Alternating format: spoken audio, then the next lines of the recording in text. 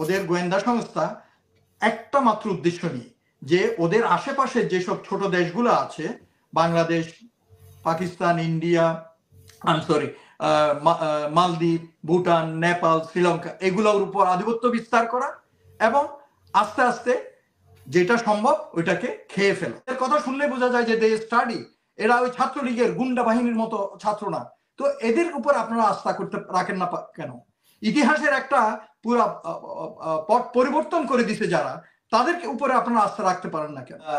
Doctor Yunus খুব কাঁচা খেলোয়াড়, নো, এ খুব শিয়ানা খেলোয়াড়। আপনারা জানেন না, কালকে একটা রিপোর্ট পরে দেখলাম যে আমাদের অর্থনৈতিকভাবে আমাদের কত ঋণ শোধ করে আনছে এবং আমাদের এই যে রিজার্ভ কত দূর তুলে আনছে, এই ধরনের কাজ অনেক কিছু হচ্ছে। বাংলাদেশে ইসলামী জনগণ ইসলামী চেতনায় বলিয়ান থাকুক, এরা চায় না। বাংলাদেশে ওরা চায় ওদের স্টাইলের ইসলাম, অর্থাৎ ওই নামাজ মানে ইসলাম প্র্যাকটিসিং মুসলমান থাকবে না, সোজা কথা, ওরা চায় এটা। তো সেই জন্য বাংলাদেশের জনগণের সেন্টিমেন্ট এবং যে ধর্মীয় চেতনা, ওরা এটা লক্ষ্য করে আসছে সেই 47-এর পর থেকে। এবং 47-এর পরে ওরা একটা শক্তিশালী দেশ ছিল পাকিস্তান, এটাকে ভাঙছে। ভাঙার পর ইস্ট পাকিস্তানকে আমরা স্বাধীন বাংলাদেশ হলাম এবং এইটাকে সিকিমের মতো আমাদেরকে করায়ত্ত করার জন্য তারা বিভিন্নভাবে, তার বাপ শেখ হাসিনার বাপ শেখ মুজিব ছিল, তাকে দিয়ে ইন্দিরা গান্ধী চেষ্টা করছে এবং পরবর্তীতে আইসা শেখ মুজিবের মেয়ে শেখ হাসিনা সেই গণতন্ত্রের কথা বলে স্বৈরাচারের রূপ ধারণ করে এবং ওখানে যত সরকার আসছে তাদের সাথে মিলে আতাত করে বাংলাদেশের লোকের স্বার্থের কথা চিন্তা না করে ভারতের স্বার্থ সিদ্ধির জন্য যত এজেন্ডা ছিল সবকিছু পুরা করে দিছে। কথাটা আপনাদের মনে আছে, ওই হাসিনা পাগলের মুখের থেকে বলা যে ভারতকে যা দিছি জিন্দিগি ভর মনে রাখবে। সো আমি এটা বাড়াতে চাচ্ছি না। তো আমার কথা হচ্ছে যে ওরা সব সময় চায় আমাদের দেশটাকে, সিকিম হচ্ছে ওদের সাকসেসফুল অপারেশন। 1974 সালে ইন্দিরা গান্ধী যখন প্রতিষ্ঠা করলো ওদের গোয়েন্দা সংস্থা একটা মাত্র উদ্দেশ্য নিয়ে, যে ওদের আশেপাশে যেসব ছোট দেশগুলো আছে, বাংলাদেশ, পাকিস্তান, ইন্ডিয়া, সরি, মালদ্বীপ, ভুটান, নেপাল, শ্রীলঙ্কা, এগুলোর উপর আধিপত্য বিস্তার করা এবং আস্তে আস্তে যেটা সম্ভব ওইটাকে খেয়ে ফেলা। এবং প্রথমেই ওদের টার্গেট হলো সিকিম। এবং আপনারা জানেন রাতের অন্ধকারে রাজা পাকশেকে আটকে ওরা সিকিম দখল করলো এবং তাদের পুতুল সরকার বসিয়ে দিল, তাদের করায়ত্ত করলো। একইভাবে তাদের নেক্সট টার্গেট ছিল এবং এখনো আছে।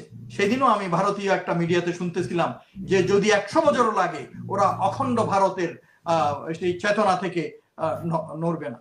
বাট আমি হাসছিলাম এবং বলছি 18 কোটি মুসলমানের দেশ, হাজী শরীয়তুল্লাহর দেশ, শাহপরানার দেশ, শাহজালালের দেশ, এত সহজে কেউ এখানে যদি ওই ধরনের চিন্তা ভাবনা করে তাইলে হবে ওইটা ওদের দুঃস্বপ্ন, ওইটা হবে ওদের নাইটমেয়ার।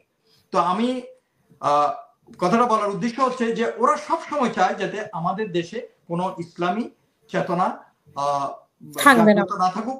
সেই জন্য তারা ইসলামকে যেন কোন ইসলামী দল বলেন, ইসলামী চিন্তা চেতনা বলেন, ইসলামে প্র্যাকটিসিং মুসলমান বলেন, আলেম ওলামা বলেন, এদেরকে যেমনি পারে সে ধ্বংস। এবং এইটা ছিল তার one of the main agenda. এবং শেখ হাসিনাকে দিয়ে ওই যে সন্ত্রাসী নামে ট্যাগিং কইরা, মৌলবাদী নামে ট্যাগিং কইরা, আর তখন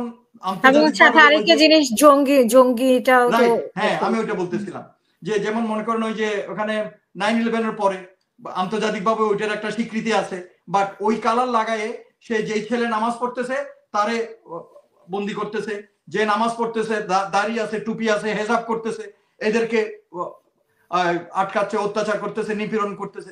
এইভাবে সে ধর্মের উপর ইয়ে করছে। আপনি যেটা বললেন বিভিন্ন জঙ্গি নাটক সাজাইলো, আমরা নিজেদের চোখেই দেখলাম।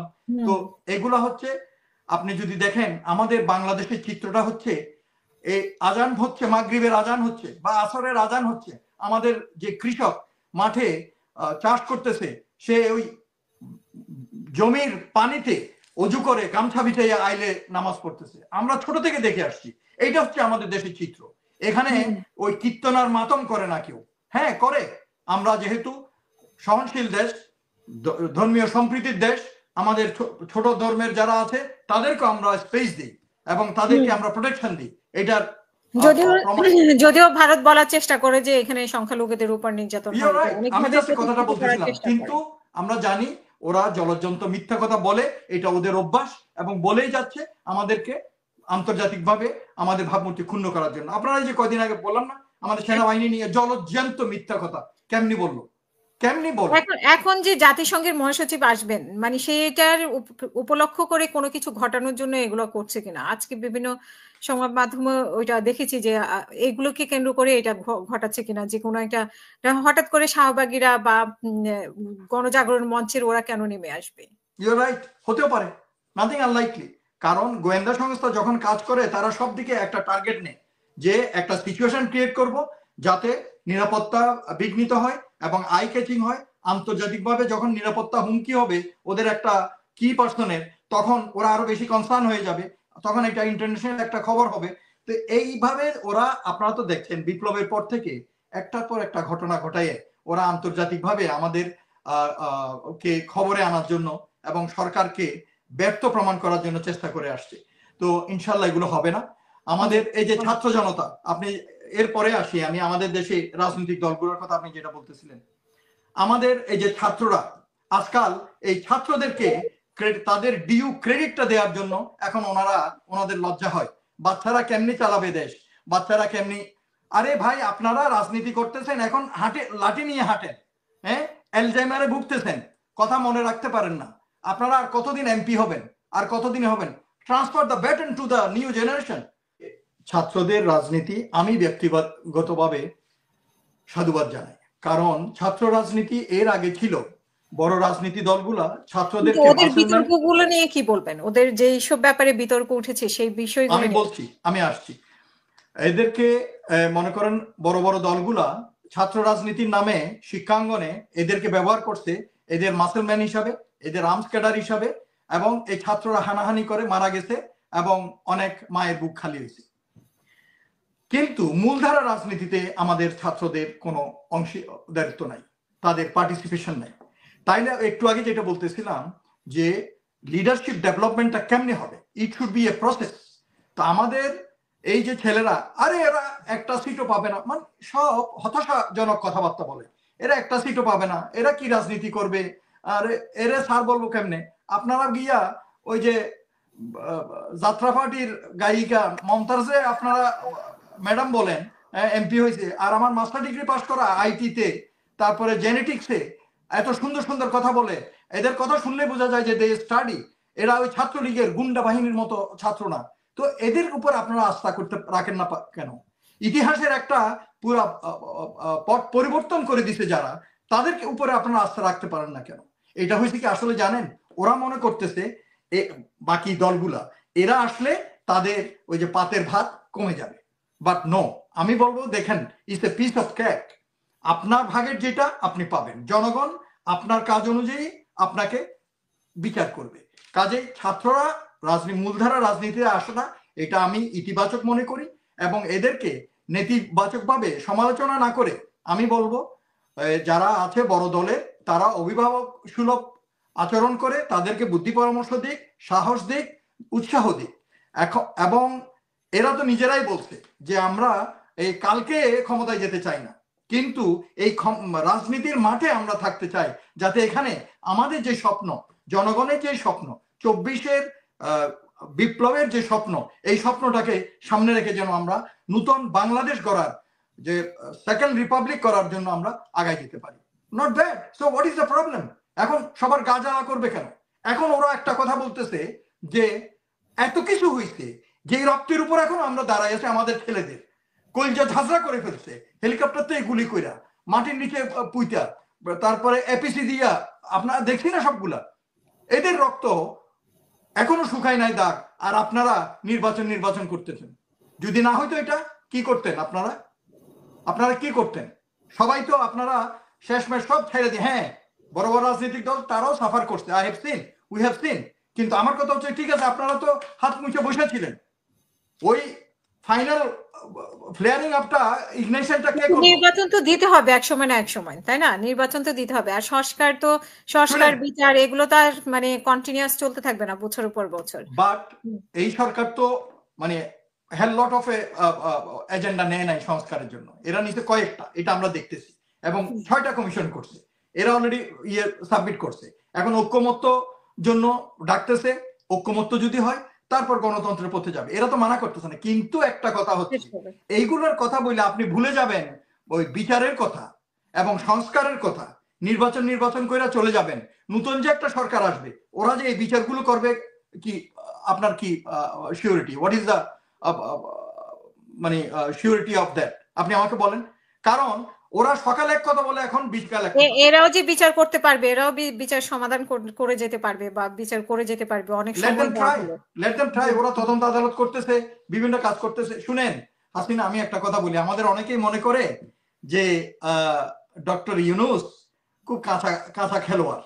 নো, এ খুব শিয়ানা খেলোয়াড়। আপনারা জানেন না, কালকে একটা রিপোর্ট পড়ে দেখলাম যে আমাদের অর্থনৈতিক ভাবে আমাদের কত ঋণ শোধ করে আনছে এবং আমাদের এই যে রিজার্ভ কত দূর তুলে আনছে।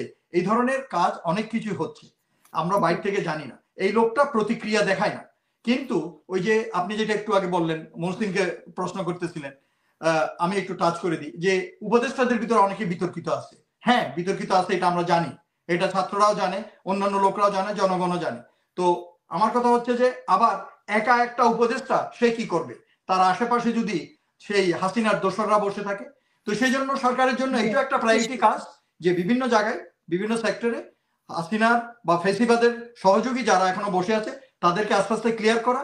এবং রাজনৈতিক দলদের কাছে আমার অনুরোধ থাকবে যে